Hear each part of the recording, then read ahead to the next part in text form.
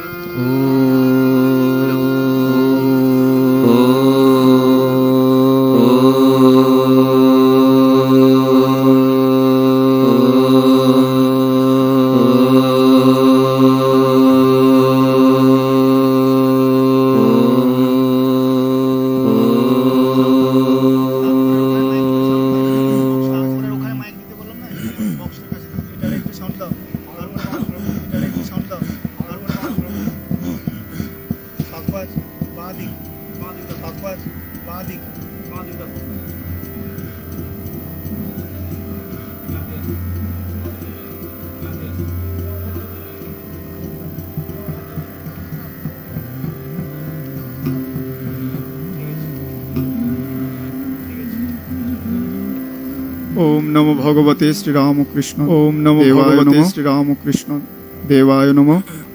श्री श्री रामकृष्ण देवेर श्री रामकृष्ण देवेर 86তম 100 जन्मतिथि 86তম जन्मतिथि उद्यापित होच्छे रामकृष्ण मठ कामार रामकृष्ण मठे कामार पुकुर आमादेर थेके এখন সারাদিনের অনুষ্ঠান শুরু হয়ে গেছে। এখন শিবসঙ্গীত পরিবেশন করবেন ব্রহ্মচারী বিনয় মহারাজ। শিবসঙ্গীত ব্রহ্মচারী বিনয় মহারাজ।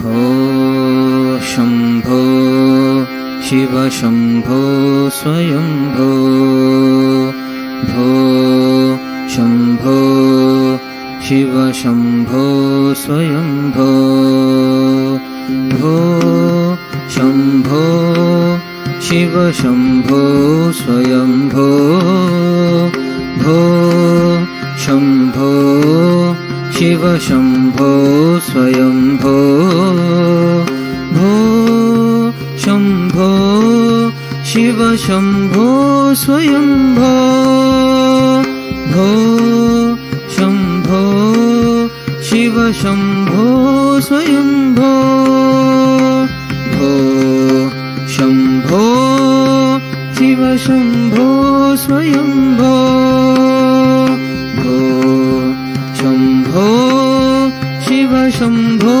स्वयंभो गंगाधर शंकर करुणाकर गंगाधर शंकर करुणाकर मामव भवसागर तारक गंगाधर शंकर करुणाकर मामव भवसागर तारक भो शंभो शिव शंभो स्वयंभो भो शंभो शिव शंभो स्वयंभो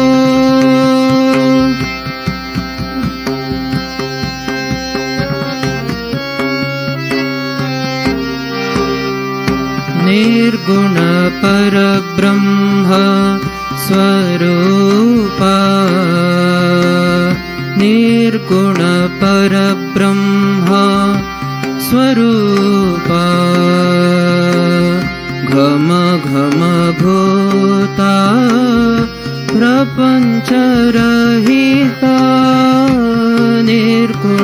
परब्रह्म स्वरूपा घम घम भूता प्रपञ्चरहिता निज गुह निहित नितान्तनन्ता निज गुह निहित नितान्तनन्ता आनन्द अतिशय क्षयलिङ्ग निज गुह निहित नितान्तनन्ता आनन्द अतिशय क्षयलिङ्ग भो शम्भो शिव शम्भो स्वयम्भो भो शम्भो शिव शम्भो स्वयम्भो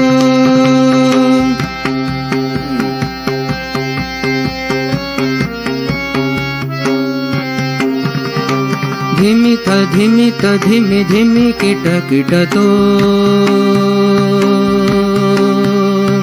धिमित धिमित धिमि धिमि किट किटतो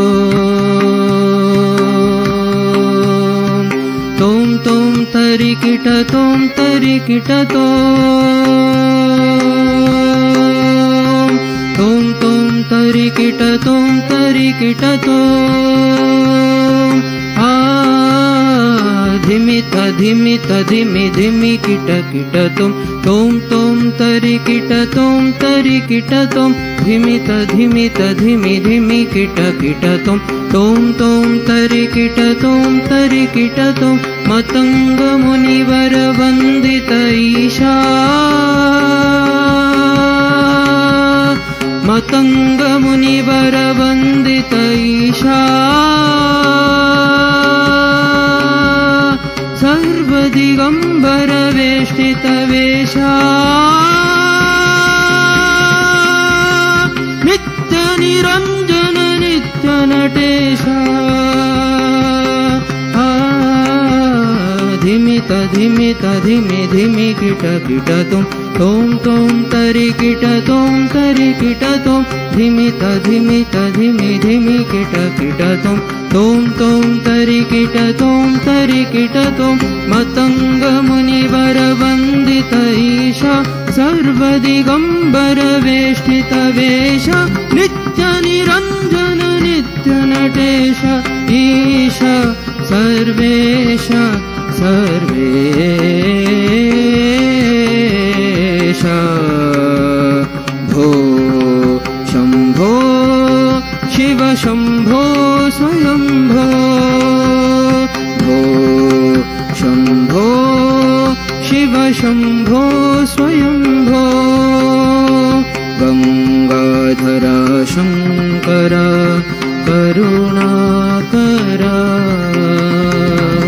मामव भव सागर तारका भो शम्भो शिव शम्भो स्वयम्भो भो शम्भो शिव शम्भो स्वयम्भो शिव शम्भो स्वयम्भो शिव शम्भो स्वयम्भो शिव शम्भो स्वयम्भो शिव शम्भो स्वयम्भो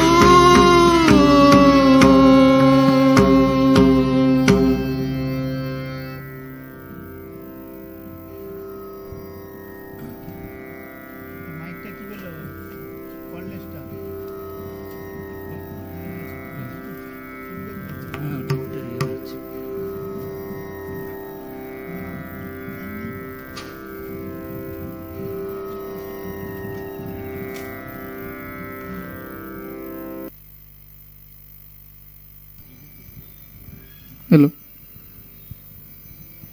এতক্ষণ শিব সঙ্গীত পরিবেশন করলেন ব্রহ্মচারী বিনয় মহারাজ। এরপরে যন্ত্র সঙ্গীত পরিবেশন করবেন শ্রী অনিমেষ সূত্রধর। তাকে তবলায় সহযোগিতা করবেন শ্রী গঙ্গাধর লাহা। আর পারকাশনে দীপক নায়েক।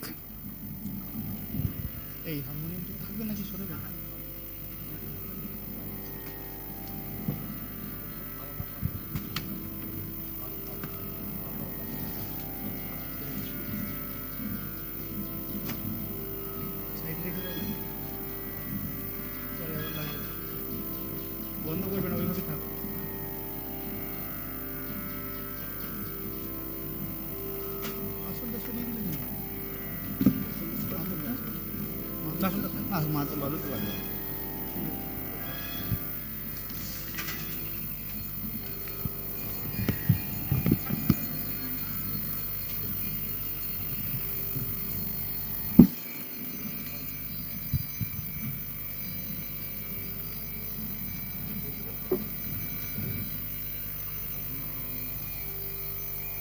ভগবান শ্রীরামকৃষ্ণ দেবের 186তম জন্মতিথি ও উৎসব 2021 পালিত হচ্ছে কামারপুকুরে।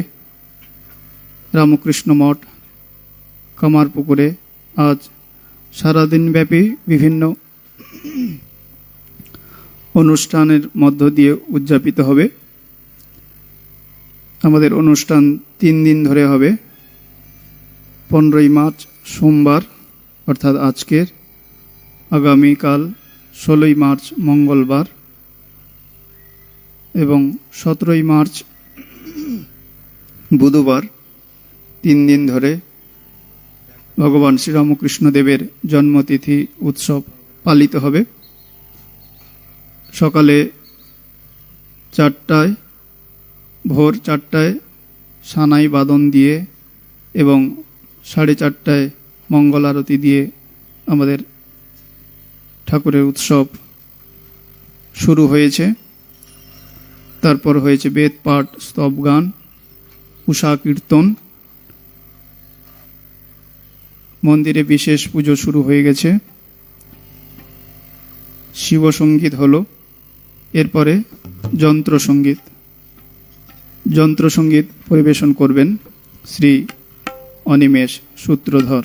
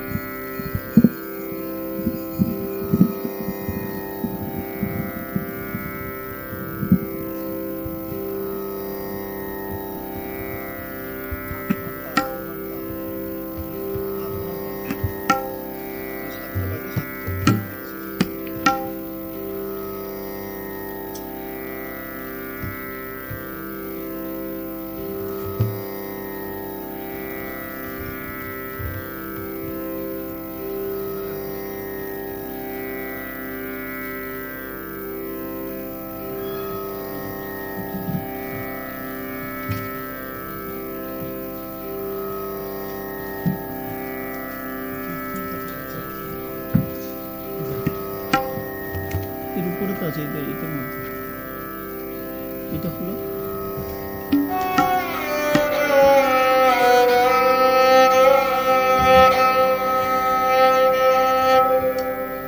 যন্ত্রসঙ্গীত। যন্ত্রসঙ্গীত পরিবেশন করছেন শ্রী অনিমেষ সূত্রধর। পেশরাজ বাজিয়ে তিনি শোনাবেন। সঙ্গে তবলায় শ্রী গঙ্গাধর লাহা, পারকাশনে শ্রী দীপক নায়েক।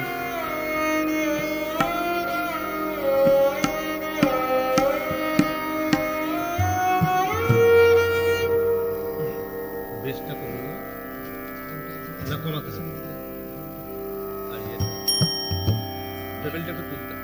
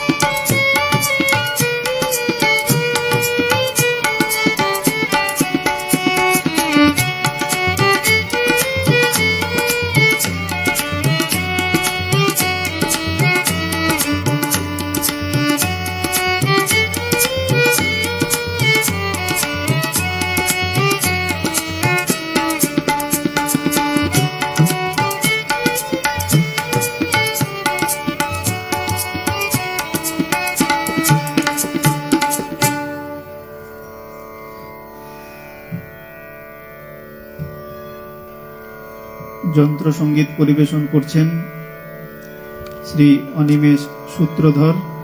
প্রথমে তিনি এস রাজে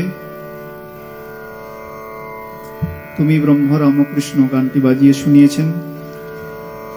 এখন শোনালেন ভায়োলিনে রামকৃষ্ণ নামের জোয়ার এলো।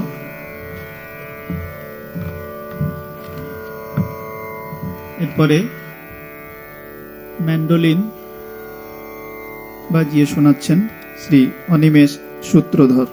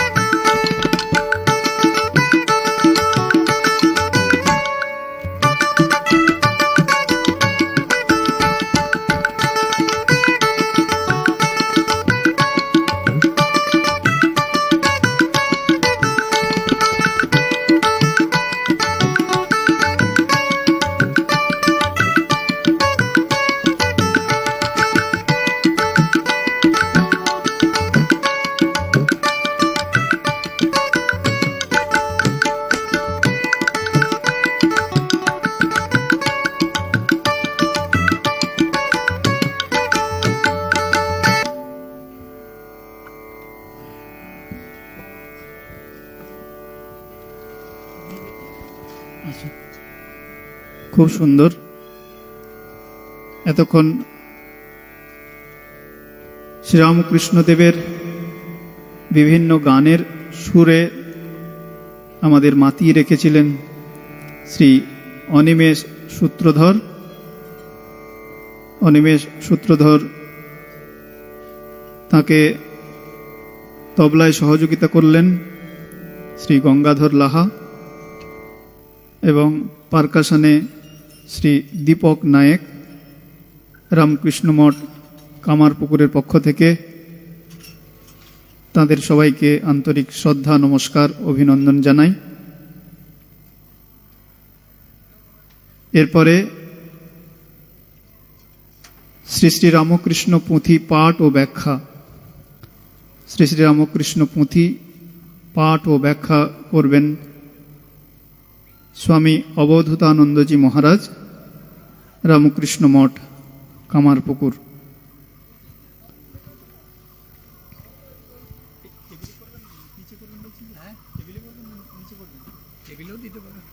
হারমোনিয়াম দেব, অসুবিধা হবে তো, নিচেই ভালো।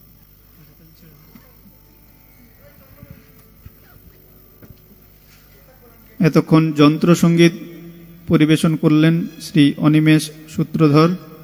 প্রথমে তিনি এসরাজে তুমি ব্রহ্ম রামকৃষ্ণ গানটি বাজিয়ে শোনালেন। তারপর ভায়োলিনে রামকৃষ্ণ নামের জোয়ার এলো। তারপর ম্যান্ডোলিনে পরপর দুটি গান, পাখি তুই ঠিক বসে থাক, আরেকটি রামকৃষ্ণ জয় জয় রামকৃষ্ণ রামকৃষ্ণ বলবদনে। খুব সুন্দর হয়েছে। ওনার মধ্যে অনেক অনেক প্রতিভা আছে, কিন্তু সেটি উনি প্রকাশ করতে চান না, নিজেকে গুটিয়ে রাখেন। তো তাকে আন্তরিক শ্রদ্ধা ও নমস্কার জানাই। এরপরে শ্রী শ্রী রামকৃষ্ণ পুঁথি পাঠ ও ব্যাখ্যা, শ্রী শ্রী রামকৃষ্ণ পুঁথি পাঠ ও ব্যাখ্যা করবেন স্বামী অবধূতানন্দজি মহারাজ, বরিষ্ঠ সন্ন্যাসী, রামকৃষ্ণ মঠ কামারপুকুর।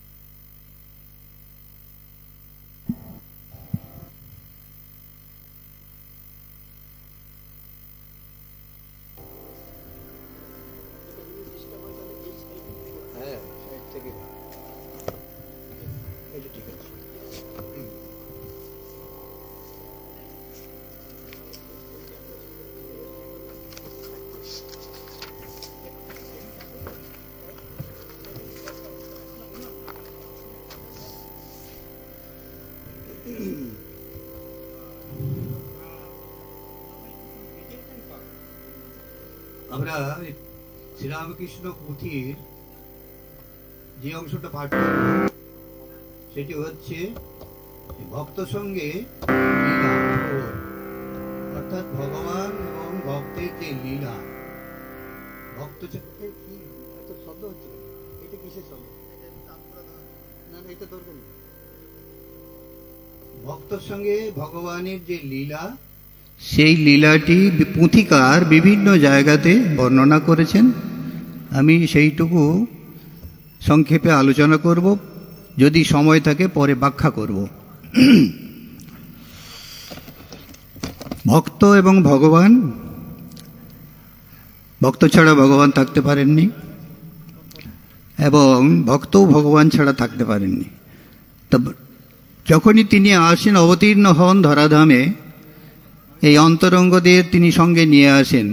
প্রতি যুগেই অন্তরঙ্গ এবং বহিরঙ্গ এই দুটি থাক, তার ত্যাগী এবং গৃহী শিষ্য, এদের মধ্যে দুটি থাক আছে, অন্তরঙ্গ এবং বহিরঙ্গ। ঠাকুর বলছেন এরা কীরকম যেন নাটমন্দিরের নাটমন্দিরের থাম্বা আর বাইরের থাম্বা। বাইরের থাম্বা হলো বহিরঙ্গ ভক্তেরা এবং ভিতরের থাম্বাগুলো হলো যেন অন্তরঙ্গ ভক্ত। সেই তাদের সঙ্গে ভগবানের যে লীলা, প্রভুর জন্ম কথা থেকে শুরু করে বাল্যলীলা, অল্প স্বল্প আমরা সংক্ষেপে সেগুলো বর্ণনা করব।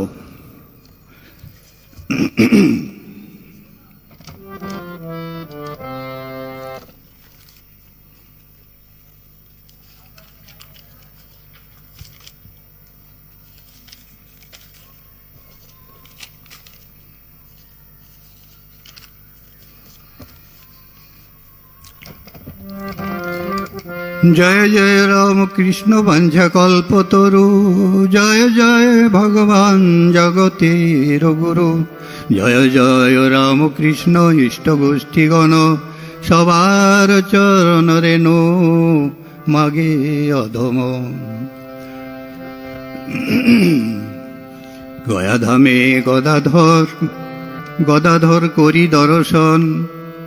ঠাকুরের বাবা ক্ষুদিরাম তিনি গয়াতে গিয়েছিলেন, সেখানে ভগবান বিষ্ণু তিনি তাকে দর্শন দিয়ে বলছেন, সেই কথা এখানে আলোচনা হচ্ছে। গয়াধামে গদাধর করি দর্শন, পাইলেন কোলে হেন কুমার রতন, সেই হেতু রাখিলেন নাম গদাধর, ডাকেন গদাই বলি করিয়া আদর। গুরুদত্ত নাম রামকৃষ্ণ নামে খ্যাত, রামকৃষ্ণ পরমহংস ভুবনে বিদিত। এইভাবে রামকৃষ্ণ পরমহংস নাম তার গুরু তোতাপুরী দিয়েছিলেন, তার আগে তার ডাকনাম ছিল গদাই। এখন ক্ষুদিরাম রঘুবীরের পুজো করছেন, ধ্যান করছেন, সেই সময় বালক গদাই তিনি তার কাছে বসে আছেন। ঠাকুরে করায় স্নান সোহাগে ব্রাহ্মণ, আঁখি মুদি রঘুবীরে করেন শরণ। সুযোগ পাইয়া গদাধর হেন কালে, যতনের গাঁথামালা পরিলেন গলে। রঙ্গ করি জনকেরে ডাক দিয়া কন, দেখো না গো রঘুবীর সেজেছে কেমন। আমি সেই রঘুবীর দেখো না গোছে, কেমন সেজেছি মালা চন্দন পরিয়ে। পুথিকার বলছেন যে কামারপুকুর কিরকম? অযোধ্যা সদৃশ এই কামার পুকুর, যেইখানে বাল্যলীলা হইল শ্রীপ্রভুর। এখন চিনু শাখারি তিনি খুব ভক্ত ছিলেন। সেই চিনু শাখারি যখন বয়স হয়ে গেছে, চলে যাবেন, কিন্তু ঠাকুরকে তিনি বুঝতে পেরেছেন, কাঁধে নিয়ে ঘুরে বেড়ান, তার সঙ্গে মাঠে যান, তার যাত্রাপালা শুনেন। তো তিনি বলছেন আমার বয়স হয়ে গেছে, এখন গদাইকে আমি সেটা একবার মালা চন্দন দিয়ে এবং মিষ্টি কিনে নিয়ে এসে তাকে ভক্ষণ করাবো, তাহলে আমার কামনা বাসনাটা পূরণ হবে। তিনি বলছেন, একদিন চিনুর কি ভাব হইল চিতে, চয়ন করিয়া ফুল দিব্যমালা গাঁথে। আনিল মিষ্টান্ন কিনি মনের মতন, সমালা মিষ্টান্ন করে কাপড়ে গোপন। লয়ে সঙ্গে গদাধর চিনু মাঠে চলে, অন্তর প্রান্তরে জন শূন্য বৃক্ষ তলে। যতনের গাঁথামালা বাহির করিয়া, প্রভুর গলায় দেয় গদ গদ হইয়া। মিষ্টান্ন খাওয়ান হাতে ধরি গদা ধরে, শূন্য কাক মুখ শূন্য বাক মুখ আঁখি ঝর ঝর ঝরে। প্রভুরে কহেন কত কর জোড় করি। হাত জোড় করে বলছেন, ঠাকুর সময় হয়েছে আমার চলে যাওয়ার, তাই বলছেন আগত হয়েছে কাল জরাযুক্ত তনু, কত হবে লীলা খেলা দেখিতে না পেনু। বড়ই রহিল দুঃখ আমার অন্তরে, করুণ কটাক্ষে রেখো অধীন কিঙ্করে। তুমি স্বয়ং অবতার, আমি সেটা প্রথমেই বুঝেছি, এবং কত যে লীলা হবে আমি সেই লীলা দেখতে পাবো না। সেই জন্য তিনি কেঁদে কেঁদে বলছেন, তুমি আমাকে মনে রেখো, আমি তো থাকছি না, কিন্তু জেনে রেখো এই চিনুই তোমাকে প্রথম অবতার বলে চিনেছিল। এইভাবে তিনি ঠাকুরের কাছে কেঁদে কেঁদে বললেন এবং নিবেদন করলেন।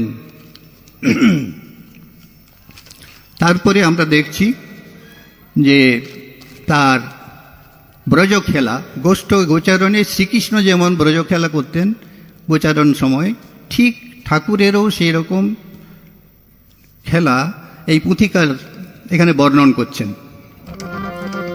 ব্রজ খেলা গদায়ের হয় যেন মনে, সেই সেই মতো খেলা সঙ্গী শনে হয় সঙ্গী শনে। সুবল হইত কেহ, কেহ বা শ্রীদাম, কেহ হইতেন দাম, কেহ বা সুদাম। আপনি কানাই তাই কানাইয়েরও বেশে, কাছে কত গরু গাই চোরে চোরে আসে। পরস্পর জলপান কাড়াকাড়ি করে, তাই দেখি গদায়ের ব্রজভাব স্ফুরে। এই ঠিক কৃষ্ণের মতোই কাড়াকাড়ি করে তারা খাচ্ছে। একদিন সঙ্গী সহ মাঠে গোচারণে, হঠাৎ মাথুর কথা পড়ে গেল মনে। মাথুর মানে বিরহের গান, শ্রীকৃষ্ণের পূর্ব রাগ। সেই মাথুর যাত্রাপালা তিনি ওখানে করতেন, শ্রীকৃষ্ণের লীলা। তো সেইটি হঠাৎ মনে পড়ে গেল। বলেন রাখালগণে, এসো এসো ভাই, মাথুর বিরহ গান সবে মিলি গাই। মহাভাগ্যবান সেই বাড়ুজ্যে সন্তান, বাল্যলীলা স্থলী ছিল যার, যাহারও বাগান। সেই মানিক রাজার বাগানে এইসব খেলা খেলতেন। সেই জন্যে পুথিকার বলছেন যে তুমি ধন্য মানিক রাজা, তুমি আগে থাকতেই প্রভুর খেলার লীলার জায়গা করে রেখেছ। সেই জন্যে তিনি ধন্যবাদ দিচ্ছেন। প্রভু খেলিবেন যেন আগে হতে জানি, বাগান করিয়াছিলে বাগানের স্বামী, বাগান করিয়াছিল বাগানেরও স্বামী। বাল্যলীলা যে সময়ে কামার পুকুরে, কিছু আগে মানিক গিয়াছে দেহ ছেড়ে। ছোটবেলায় তার কাছে যেতেন, সে খুব ভালোবাসত এবং বলতেন মাঝে মাঝে তোমার এই ছেলেটিকে পাঠিয়ে দেবে, একে দেখে মনে হয় স্বয়ং দেবতা। তাই সেই মানিকের বংশধরে যারা ছিল তারাও খুব ভক্ত ছিল ঠাকুরের। তাই পুঁথিকার বলছেন, মানিকের ঘরে যত রমণী সকলে, অতিশয় আনন্দিত গদায়ে দেখিলে। শুনিয়াছি ব্রজভূমে গোষ্ঠ গোচারণে, ক্ষুধার্থ রাখাল বৃন্দ হয় একদিনে। শুনি কানু পাঠাইল সবাকারে, ব্রাহ্মণের যজ্ঞে অন্ন মাগিবার বারে। এইটি ভাগবতে আছে। সেখানে তারা মাঠে খেলা করছে, হঠাৎ ক্ষুধা পেয়েছে, বলছে ওইখানে একটা যজ্ঞ হচ্ছে ব্রাহ্মণদের, যা কিছু খাবার ওখান থেকে চেয়ে নিয়ে আয়। তো ব্রাহ্মণদের কাছে চাইতে বলছে, কি যজ্ঞের আগে তোদের আমরা খাবার দেব, দুধ হয় এখান থেকে। তারা এরকম শাসন করেছে এবং তাড়িয়ে দিয়েছে। কিন্তু তার স্ত্রীরা জানেন যে স্বয়ং ভগবান তারাই খেলা করছেন। স্ত্রীদের এইরকম ধর্মে মতি ছিল এবং এরা হলো পূর্বজন্মের সেই গোপীরা। সেই জন্যেই তারা বুঝতে পেরেছে। বুঝতে পেরে তারা কি করলো, লুকিয়ে লুকিয়ে। তাই বলছেন, ব্রাহ্মণের যজ্ঞে অন্ন মাগিবারে, অবজ্ঞা করিয়া ব্রাহ্মণেরা নাহি দিল, অবজ্ঞা করিয়া ব্রাহ্মণেরা নাহি দিল। দেখিয়া ব্রাহ্মণীগণ বেকুলা হইল, থালে থালে লয়ে অন্ন লুকাইয়া চলে। বিরাজে কানাই যথা বেষ্টিত গোপালে, ব্রাহ্মণীগণের অনুরাগে ভরা দেখি।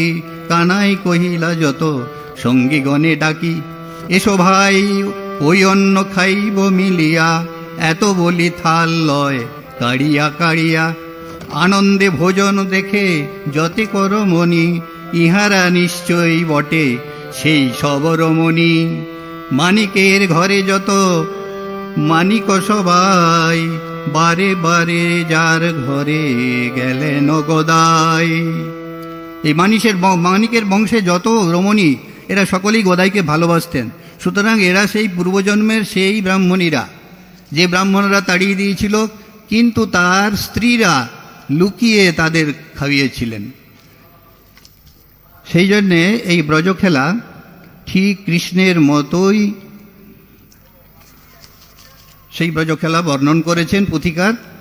এরপরে আমরা আরেকজন ভক্তের, আপনারা সকলেই জানেন, তিনি হলেন গিরিশ ঘোষ। তার সঙ্গে কিরকম ঠাকুর রঙ্গ করেছেন। রেতে দিনে মদ্যপানে বড়ই অসন্তোষ, হাটে বাটে রটা নাম শ্রী গিরিশ ঘোষ। সূর্য প্রায় যায় মেঘে রেখে লাল রেখা, হেন কালে শ্রীপ্রভুর নিকটে দিল দেখা।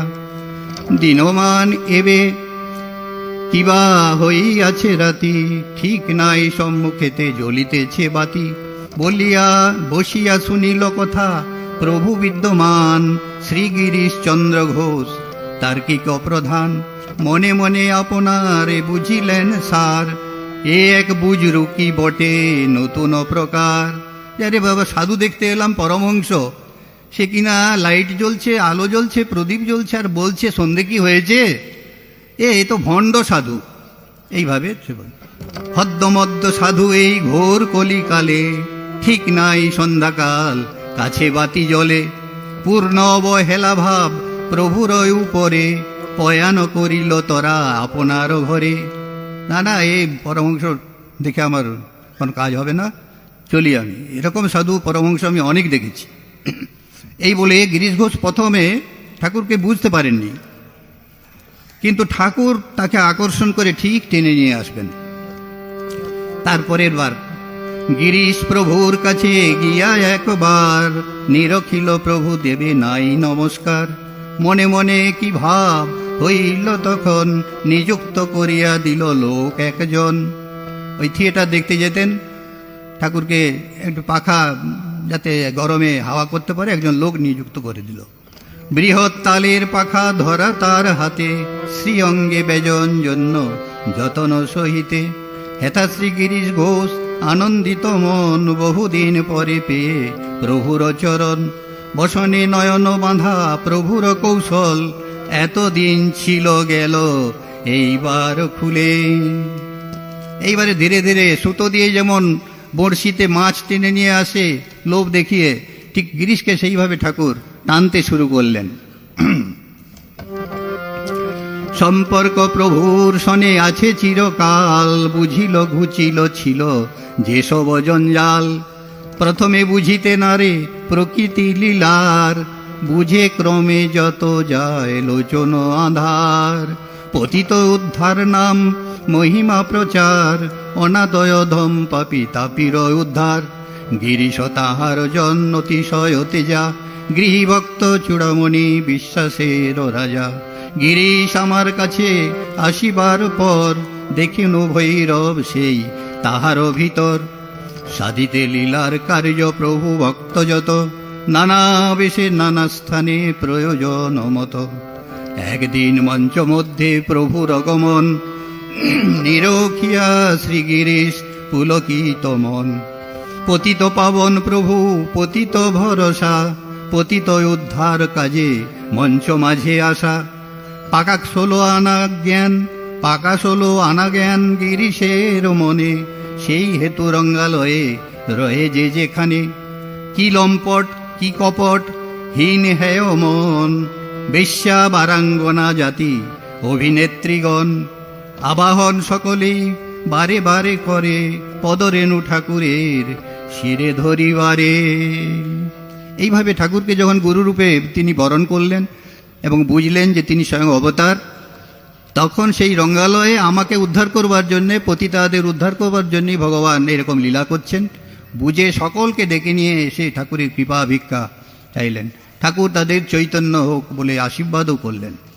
তা এইরকম 5 আনা 5 শিকা বিশ্বাস নিয়ে গিরিশ ঘোষ এত বড় ভক্ত হয়েছিলেন। এবারে হাজরার কথা বলছেন। হাজরা জটিলা কুটিলা না থাকলে লীলা পোস্টাই হয়নি। হাজরা ঠিক সেই রকম ছিলেন। করিল এ জপমালা হাজরা যখন, করে ইষ্ট মন্ত্র জপ মুদিয়া নয়ন, ধীর মন্ত্র পদক্ষেপে নিকটে যাইয়া ছিনাইয়া মালা প্রভু জান পলাইয়া, শ্রীমুখে সুন্দর হাসি মন বিমোহন, হাজরা পশ্চাতে ধায় মালারও কারণ। হাজরা দেখাবে যে আমি মালা জপ করছি, হ্যাঁ ঠাকুরের কাছে তো এত ভক্ত আসছে, আমার কাছে কেউ আসছে না, দেখো আমারও কিরম শক্তি আছে, আমি কত মালা জপ করি, ডাকি, আর তোমরা আমার কাছে এসো, আমি হাত দেখে তোমাদের বলে দেব, এরকম মান সম্মান চায়। ঠাকুর সেটা জানেন, জেনে মনে মনে হাসেন। জপ তপ বারণ করেন, জপ তপ বারণ করেন গুণমণি, অনর্থক কেন কার্য হইবে আপনি। ঠাকুর বলছেন এখানে যারা আসবে একেবারে হয়ে যাবে, জপ টপ করার দরকার নেই, শুধু এইটাতে বিশ্বাস রাখলেই হবে। করুণা নিধান হেন প্রভুর মতন, বিশ্ব মধ্যে কোথাকে করেছে দর্শন, সাধন ভজন বিনা দেন পরা ফল, সকলের সার ইষ্ট চরণ কমল। শুধু বিশ্বাস ভক্তি থাকলেই হলো, শরণাগতি থাকলেই হলো, আর কিচ্ছু করার দরকার নেই। এখন হরিশ্চন্দ্র বলে আরেকজন ভক্ত, তার কথা বলছেন। সেবক হরিশ্চন্দ্র গঙ্গায় উপকূলে, একদিন ধ্যানে মগ্ন পঞ্চবটি তলে, একেবারে বাহ্যিক জ্ঞান বিরহিত, হেনকালে প্রভুদেব তথা উপস্থিত, অধরে মধুর হাসি অতি সুশোভন, জাগাইলা বক্ষে করি পরপরশন, অমিয় বরসী বাক্যে কহিলেন তায়, কার ধ্যান কর পঞ্চ ঘটের তলায়, আইসো আমার সঙ্গে মন্দির ভিতরে, দিব মিঠা পাকা আম খাবে পেট ভরে। ওখানে জপ ধ্যান করার কি দরকার, তুমি এসো আমার সঙ্গে এসো, পাকা আম দেব, পেট ভরে খাবে। সাধন ভজন কষ্টে কিবা প্রয়োজন, হেলায় পাইবে নিধি মানিকরতন। শুধু বিশ্বাস থাকলেই হবে, আমি তোমাকে সেই পাকা আম খাওয়াবো। এই বলে তিনি তাকে কৃপা করলেন। ভক্তের ভগবান তিনি এইভাবে ভক্তদের সঙ্গে খেলা করছেন। প্রভুর গলায় বেদনা এই প্রথম প্রথম, কোনো দিন বাড়ে আর কোনো দিনও কম, একদিন বলিল গোলাপ ঠাকুরানী, জনে ক ডাক্তার আছে আমি তারে জানি, সরল প্রভুর ধারা বালকের নাই, বলিলেন ভালো ভালো কালই যাইব তথায়।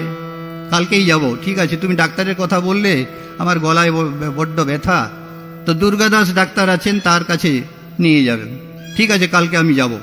পরদিন প্রত্যুষে উঠিয়া গুণমণি, সঙ্গে লাটু কালী ও গোলাপ ঠাকুরানী।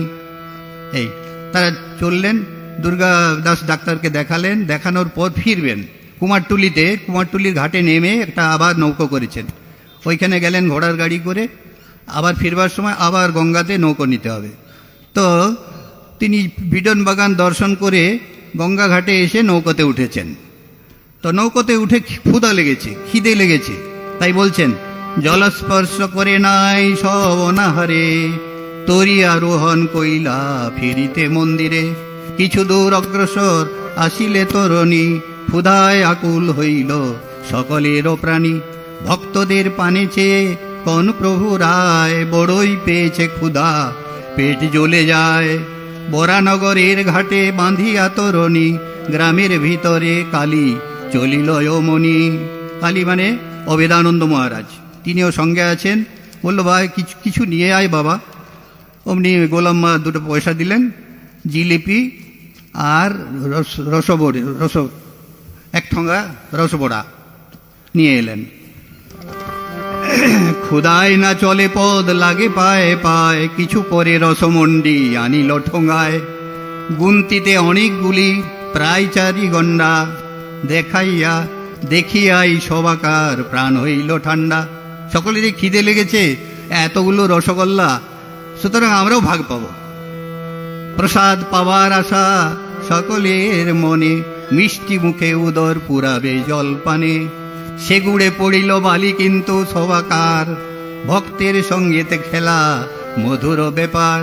সকলেই আশা করেছিল কিছু খেয়ে ঠাকুর আমাদের প্রসাদ দেবেন, কিন্তু সে গুড়ে বালি, ঠাকুর সবগুলোই খেয়ে নিলেন বাচ্চা ছেলের মতো। তাই বলছেন, ভক্তের সঙ্গেতে খেলা মধুর ব্যাপার, শিকরে ধরিয়া ঠোঙা মুদি সে গুড়ে পড়িল বালি কিন্তু সবাকার। ভক্তের সঙ্গেতে খেলা মধুর ব্যাপার, শিকরে ধরিয়া ঠোঙা মুদিয়া নয়ন, একে একে সব প্রভু করিলা ভোজন। পশ্চাতে চাটিয়া পাতা দিলা গোপাল মায়, নিজ হাতে পাতা খানি ফেলিতে গঙ্গায়। আজিকার লীলা কথা শুনো তৎপর, জল পানে শ্রীপ্রভুর ভরিল উদর। প্রভুর তৃপ্তিতে পূর্ণ তৃপ্ত ভক্তগণে, দেখিয়া রঙ্গের কাণ্ড হাসে তিনজনে। যে তিনজন ছিল তারা দেখলো, কিরে বাবা আমাদের পেট ভর্তি হয়ে গেল কি করে? তস্মিন তুষ্টে জগৎ তুষ্টং। ওই দুর্বাসা মুনি গিয়েছিলেন কাম্যক বনে পঞ্চপাণ্ডবদের কাছে অতি আতিথ্য গ্রহণ করতে, 1000 সঙ্গে নিয়ে শিষ্য। তো দ্রৌপদী বললেন, কি করে আমি এই সময় আমার খাওয়া হয়ে গেছে, এখন ওই পাত্রটা তো খালি হয়ে গেছে। তখন ভগবানকে স্মরণ করছেন, শ্রীকৃষ্ণ এসেছেন, বলে দেখো একটু কিছু আছে কিনা। বলে একটি অন্ন আছে, 1-2টি অন্ন লেগে আছে, আর একটু শাক, ওই দাও। সেই খেয়েই তিনি ঢেকুর তুললেন। আর দুর্বাসা মুনি স্নান করে 1000 শিষ্য বলল, একই রে সকলেরই পেট ভর্তি হয়ে গেল যে, যা লজ্জায় আর ওদিকে যাব না, বলে চলে গেলেন। তা এইরকম লীলা ঠাকুরও করেছেন, সেই লীলাটি এখানে পুথিকার বর্ণন করেছেন খুব সুন্দরভাবে, সেইটি আমরা পড়লাম। এরপরে গৌরমার কথা হচ্ছে। গৌরী মা